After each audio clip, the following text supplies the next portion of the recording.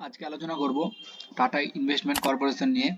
তো আমরা জানবো এই মুভটা কেন হয়েছিল, এই মুভটার কারণটা কি, আর প্রফিট লস গুলো জানবো, কেমন কি প্রফিট করেছিল। তো ভিডিওটা শুরু করা যাক।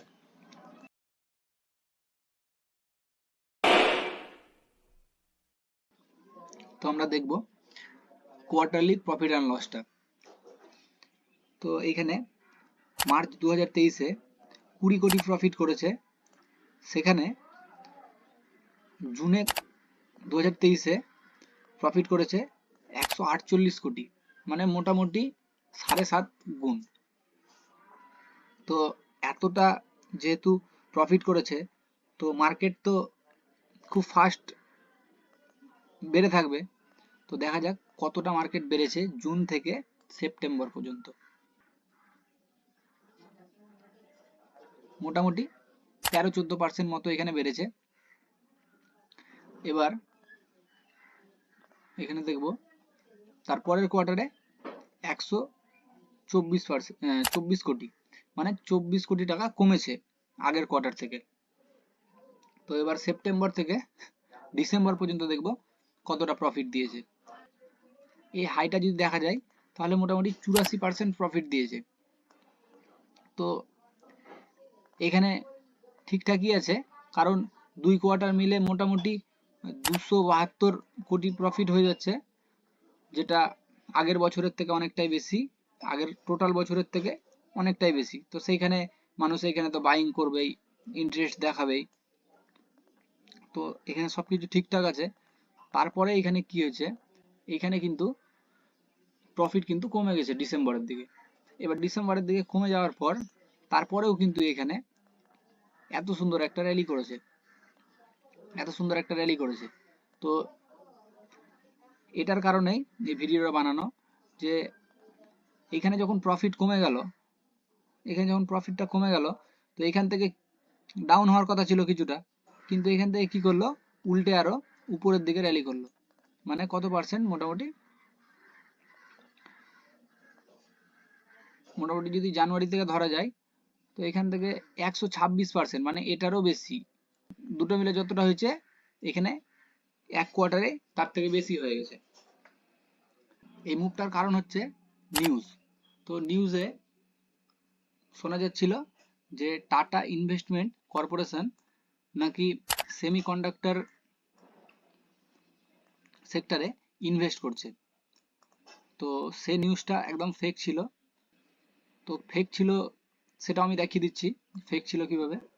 এই যে এখানে বলে দিয়েছে টাটা ইনভেস্টমেন্টের তরফ থেকে, একটি সংবাদ আইটেমের উপর বিএসই এর একটি প্রশ্নের জবাবে সম্প্রতি স্পষ্ট করেছে যে এটি কোনো সেমিকন্ডাক্টর উৎপাদন বা অপারেটিং কার্যকলাপে বিনিয়োগের জন্য কোনো আলোচনায় প্রবেশ করেনি। মানে নিউজটা ফেক ছিল। ফেক নিউজের কারণে এখান থেকে কিন্তু মার্কেট এতটা র্যালি করেছে।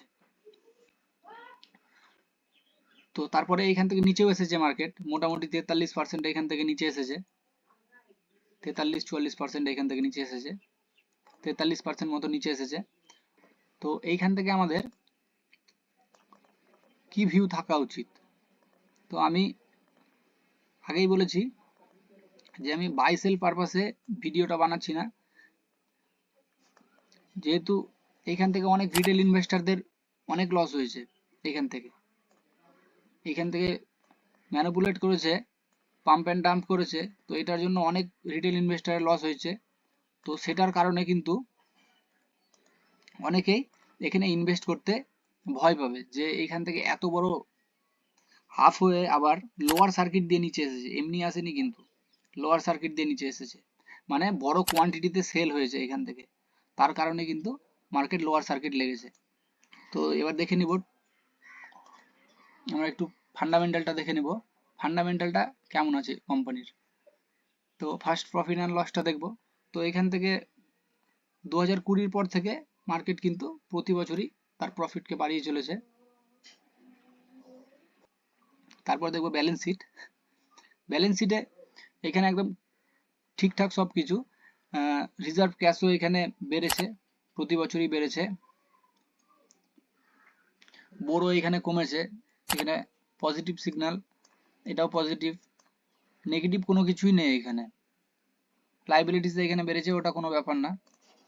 তারপর দেখব পি রেশিও, এখানে ইন্ডাস্ট্রি পি রেশিও 20.6, এখানে কিন্তু সে তুলনায় মোটামুটি 5 গুণ বেশি। তো 5 গুণ বেশি থাকার কারণে এটাকে বোঝা যাচ্ছে যে এটা ওভার ভ্যালুড। তো ওভার ভ্যালুড হবে যেহেতু এত বড় একটা কোম্পানি, যে কিছুদিনের মধ্যে মোটামুটি 250% রিটার্ন দিয়েছে, সে কোম্পানি তো ওভার ভ্যালুড হবেই। তো এবার আমরা দেখব ইনভেস্ট কারা কারা করেছে এই কোম্পানিতে। তো এখানে ইনভেস্ট করেছে কিন্তু গভর্নমেন্টের ইনভেস্ট হয়ে এখানে আছে। তো সবকিছু এই কোম্পানিটির একদম ঠিকঠাক আছে। তো এবার টেকনিক্যালটা দেখবো একটু। টেকনিক্যালে এখান থেকে দেখা যাচ্ছে যে এই ট্রেন্ড লাইনের সাপোর্ট নিয়ে কিন্তু মার্কেট উপরের দিকে এগোচ্ছে, এখানে কিন্তু উপরের দিকে এগোচ্ছে। তারপর যখন উপর থেকে নিচে এসছে তখনও কিন্তু এটাতে সাপোর্ট নিয়েছে, মানে এই ট্রেন্ড লাইনটা কিন্তু স্ট্রং ট্রেন্ড লাইন একটা। এখান থেকে কি করেছে, এখান থেকে মার্কেট কিন্তু রেজিস্ট্যান্স নিয়ে বারবার নিচে আসছিল, এখানে ব্রেক করেছে 22শে ফেব্রুয়ারি। এখানে ব্রেক করার পর উপরে গেছে, উপরে যাওয়ার পর যে এখানে সাপোর্ট নিয়েছে এই জায়গাটাতে, সাপোর্ট নেওয়ার পর কিন্তু এই যে এখানে মার্কেট এসেছে, এই রেজিস্ট্যান্স এখানেই কিন্তু রেজিস্ট্যান্স নিয়েছে। তো এটাও কিন্তু আমাদের একটা ইম্পর্টেন্ট রেজিস্ট্যান্স। তো ভিডিওটি যদি ভালো লাগে তাহলে ভিডিওটিতে একটি লাইক করে আমাদের চ্যানেলটিকে অবশ্যই কিন্তু সাবস্ক্রাইব করবেন।